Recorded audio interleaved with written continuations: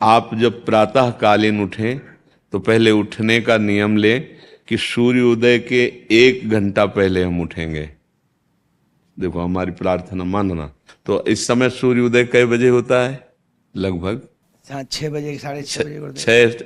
आप 5 बजे उठ जाइए और उठ करके सबसे पहला कार्य कीजिए, पृथ्वी के चरण स्पर्श कीजिए, भूमि के चरण स्पर्श कीजिए। और फिर आप जिस आसन पर बैठे हैं, देखो ध्यान से हमारी तरफ सुनना, जिस आसन पे बैठे हैं, जिस पे शयन किए थे, जिस सैया पर सोए थे, पृथ्वी को प्रणाम करने के बाद उसी सैया में 5 मिनट केवल बैठ जाइए और 5 मिनट बैठकर 5 संतों का नाम ले लीजिए। जैसे हम लोग श्री स्वामी हरिदास जी की जय, हरिवंश महाप्रभु की जय, हरिराम व्यास जी की जय, नागरीदास जी की जय, श्री ध्रुवदास जी की जय। पांच पांच संतों के नाम याद कर लीजिए।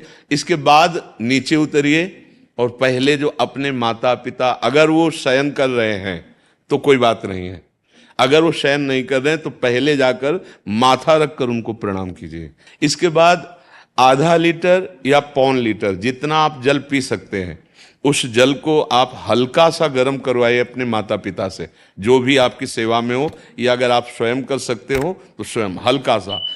अगर 500 ग्राम पी जाए तो और अच्छी बात है, और इससे ज्यादा पी जाए तो अच्छी बात है। वज्रासन में बैठना आता है?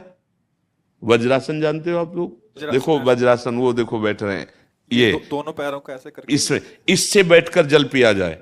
ये आपके ब्रह्मचर्य की रक्षा करेगा, कब्ज नहीं होने देगा और आपके मस्तिष्क की गर्मी को ठंडा करेगा। ऐसे वज्रासन में बैठकर धीरे धीरे 5 या 10 मिनट में जल पिया जाए, एकदम न पिया जाए। गिलास में लेकर के 500 ग्राम जल धीरे धीरे उसको पिया जाए। फिर इसके बाद आपको 100-200 कदम टहलना है।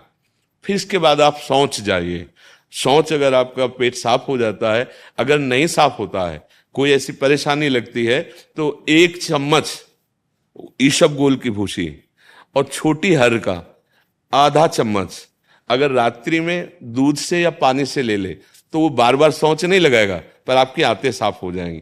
शौच जाने के बाद स्नान करें और फिर तुरंत, अगर आपको व्यायाम आता है तो करे, नहीं तो सीधा सरल बात होती है, 20 बार बैठ जाए बैठक और 10 बार लेटने वाली दंड।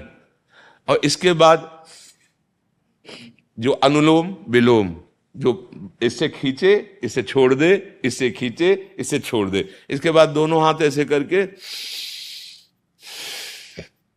7 बार ऐसे करे, सीधा खींचे और सीधा छोड़ दे। इतना ही तुम्हारे लिए प्राणायाम की आवश्यकता है। अब अपनी दिनचर्या में लग जा। जो पढ़ाई का कार्य दिया गया है, आगे तुम्हें और भजन की बात हम नहीं कह रहे, जो पढ़ाई का कार्य दिया गया है वो भगवान की ही पूजा है।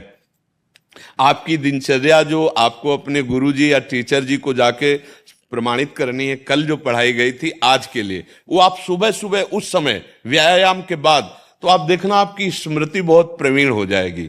अच्छा, ये आपकी प्रातःकालीन दिनचर्या है। जब आप अपने गुरुदेव के पास स्कूल जाएं, तो हमें आजकल का तो अब पता नहीं, पर हम लोग जब जाते थे तो अपने गुरुजी को प्रणाम करते थे। तो जो स्कूल में आपको पढ़ाई पढ़ा रहे हैं वो तो बात है, अब आपको जो हम खास बात बताना चाहते हैं वो कि देखो अभी छोटे छोटे बच्चे हो, बच्चों में कुछ बच्चे ऐसे गंदे बच्चे होते हैं जिनके गंदी बातें दिमाग में आ जाती हैं और गंदी बातें वो करने लगते हैं आचरण में। आप लोग इतना तो जानते ही होंगे कि गंदी बातें किसे कहते हैं।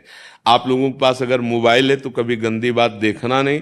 कोई भी बच्चा अगर गंदी बात दिखाए तो अपने टीचर से या अपने माता पिता से जाके शिकायत करनी चाहिए, वो बहुत हानिकारक होती है। कभी कोई भी गंदी बात अपने द्वारा नहीं होनी चाहिए।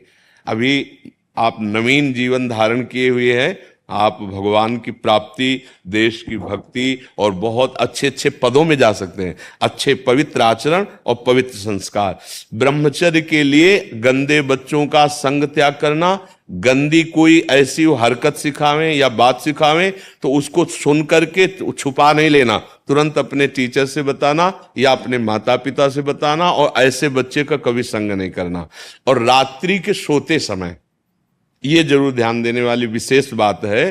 रात्रि के सोते समय जो भगवान का नाम प्रिय, जैसे इन लोगों ने आप लोगों को बताया राधा वल्लभ श्री, तो सोते समय बस प्रार्थना करो कि हे प्रभु, आज दिन हमारा जो भी गलती हुई हो वो हमको आप प्रार्थना करते हैं कि आप हमें समझाओ क्या हमसे गलती हुई। अगर पूरी दिनचर्या में ऐसा लग रहा है हमसे कोई गलती नहीं, तो भगवान सुबह से अभी तक हम सोने जो जा रहे हैं ये पूरा समय आपको समर्पित। आप देखना, इसका फल देखना, एक तपस्वी की तपस्या का जो फल होता है ना, उसका ये फल मिलेगा। और सोते समय बस राधा वल्लभ श्री हरिवंश, राधा वल्लभ श्री हरिवंश, इधर उधर ना सोचते हुए, ना मोबाइल देखते हुए, ना कोई गंदी बात मन में, और चुपचाप सो जाइए। और जब फिर सुबह उठे तो फिर ऐसी दिनचर्या। और पढ़ाई, इस समय तुम्हारा भजन है।